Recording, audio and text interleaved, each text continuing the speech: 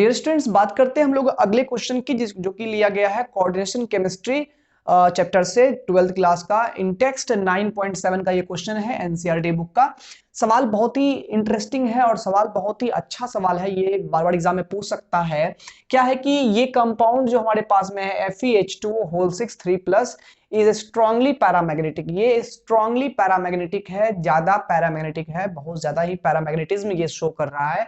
जबकि FeCN whole 6 3- जो है ये वीकली पैरामैग्नेटिक है। एक्सप्लेन करना इस बात को यानी कि ये कमजोर पैरामैग्नेटिक है। अब देखिए यहाँ पर ये दोनों कंपाउंड कंपैरेटिवली ये कंपेयर करने के लिए इसलिए दिया गया है क्योंकि इसमें भी CMI आयरन है, इसमें भी CMI आयरन है।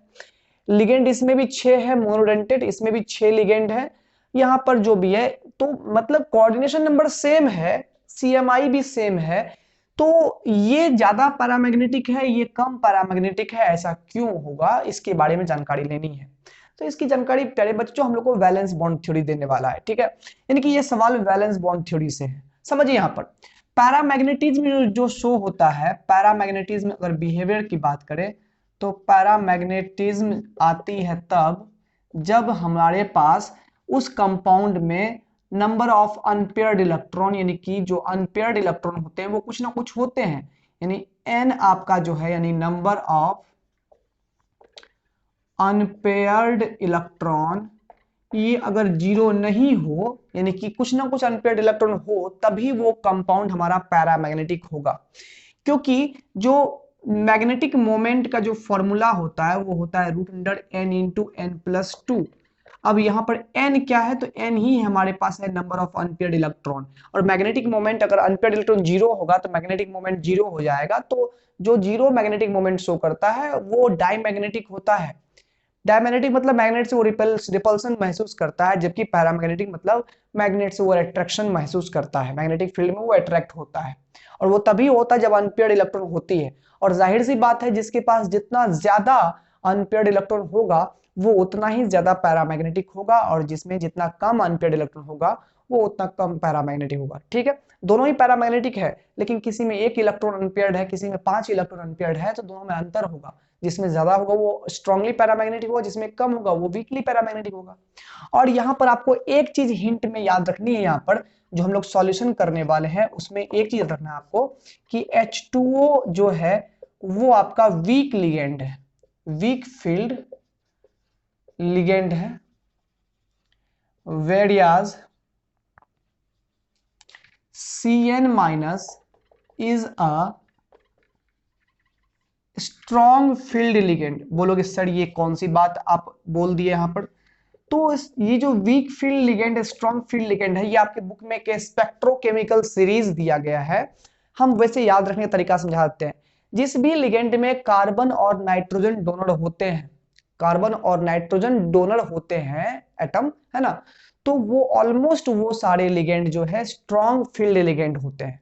और जितने भी स्ट्रॉन्ग फील्ड लिगेंड होते हैं वो CMI के जो ऑर्बिटल में इलेक्ट्रॉन अनपेयर्ड होता है ना, उसको वो पेयरिंग करवा देता है और तब अपना लोन पेयर गिराता है।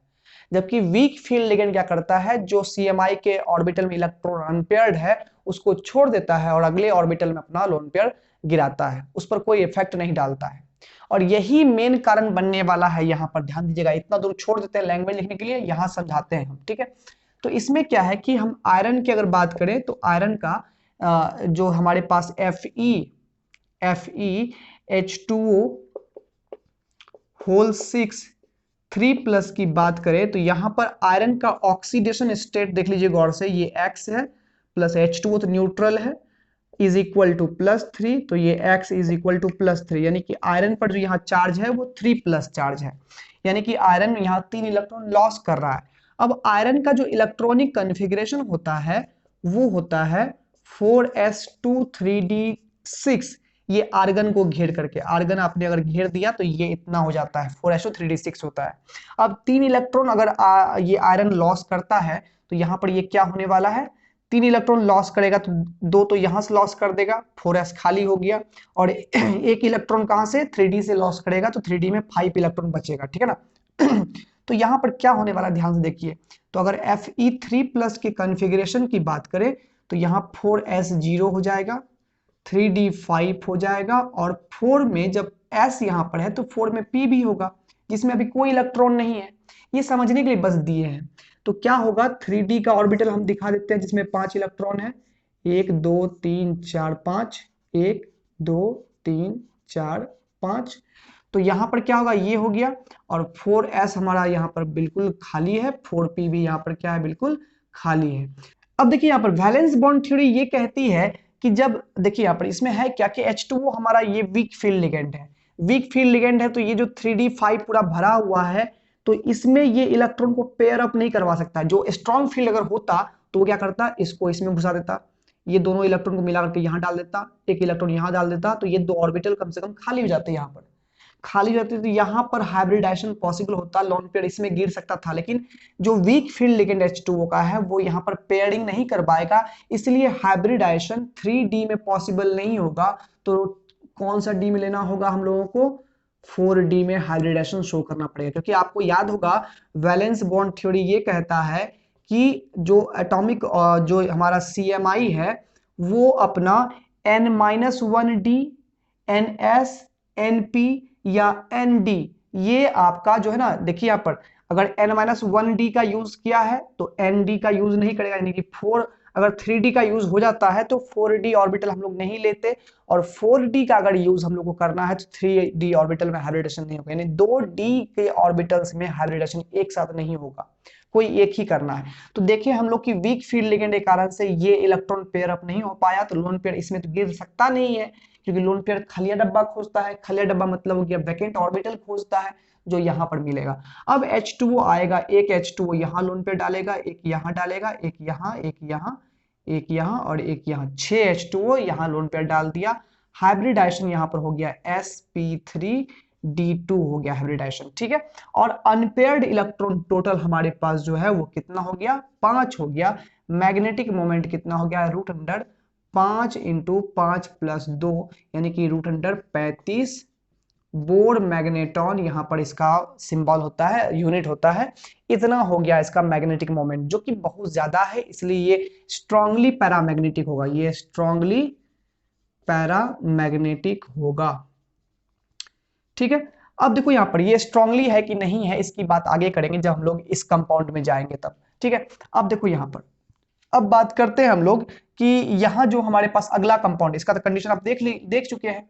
अब बात करते हैं FeCN6 3- की बात करते हैं।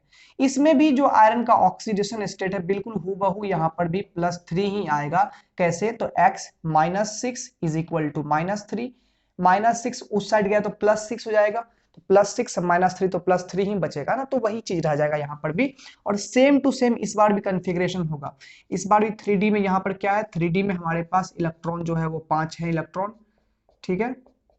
बिल्कुल यहाँ पर 3 इलेक्ट्रॉन चूंकि लॉस कर चुका है आयरन, तो यहाँ पर क्या होगा, 3D में 5 इलेक्ट्रॉन हो जाएगा, 4s होगा हमारे पास और 4p का ऑर्बिटल होगा, 4p का ऑर्बिटल। लेकिन इससे इसमें थोड़ी से अलग बात क्या होने वाली है, चूंकि हमारा ये Cn- एक स्ट्रॉन्ग फील्ड लिगेंड है, तो यहाँ पर इलेक्ट्रॉन पेयरिंग होगा। तो आफ्टर इलेक्ट्रॉन पेयरिंग, है ना, जो लिगेंड हमारा इलेक्ट्रॉन को पेयरिंग करवा देगा, तो क्या करेगा, यहाँ पर क्या होगा प्यारे बच्चों कि यहाँ पर देखो गौर से, हम थोड़ा इसको बड़ा कर लेते हैं ताकि समझना आसान होगा आपके लिए।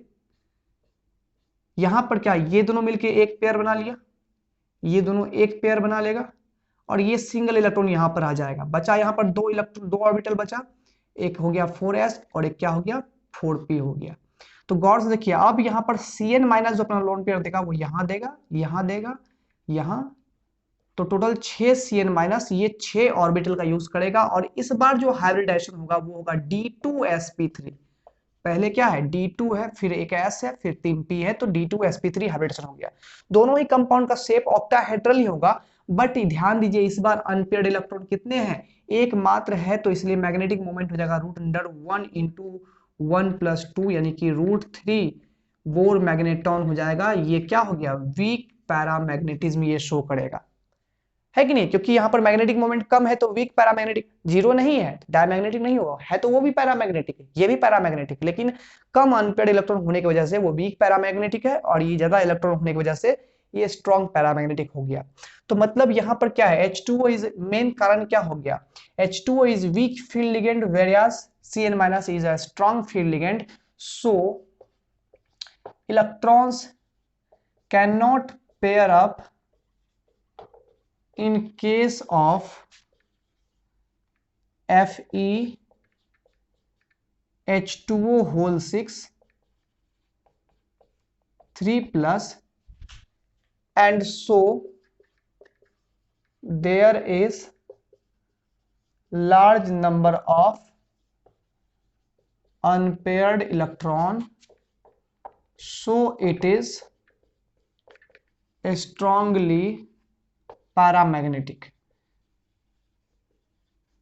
अब वही अगर तुम और लिखना चाहते हो तो इसमें क्या लिख सकते हो, क्या लिखा हुआ है यहाँ पर, तो यहाँ पर ये स्ट्रॉन्ग और वीक फील्ड लिगेंड है, इसीलिए इलेक्ट्रॉन पेयर अप नहीं हो सकता है इस केस में, और इसीलिए यहाँ पर ज्यादा संख्या में अनपेयर्ड इलेक्ट्रॉन होगा और इसीलिए यह स्ट्रांगली पैरामैग्नेटिक होगा। वेरियाज यहाँ पर in the case of this compound यहाँ पर क्या होगा, Cn- is a strong field ligand, so electrons are paired up, so the number of unpaired electron is lesser than this compound and so this is less paramagnetic, है ना। तो ये आप extra line जोड़ सकते हो, बट हमको नहीं लगता कि यहाँ जोड़ने की जरूरत है। तो ये आपका फुल्ली एक्सप्लेनेशन हो गया, आपके आंसर चेक करने वाले भी संतुष्ट हो जाएंगे और आप भी खुद संतुष्ट हो गए होंगे, डेफिनेटली हम ये कह सकते हैं। अगर हो गए हैं तो वीडियो को लाइक करिए, और लाइक से सबसे पहली बात ये, अगर आप वीडियो को आप समझ चुके हैं, समझ में आ चुका है, तो कमेंट में जरूर करिएगा। मेरे लिए बस आपका थोड़ा सा यही सहयोग होना चाहिए कि आप जो है कमेंट करके बताइएगा कि वीडियो कैसा लगा, और चैनल पर बस एक प्यार सा सब्सक्राइब आप कर दीजिएगा। मिलते हैं अगले वीडियो में, तो के लिए बेस्ट ऑफ लक।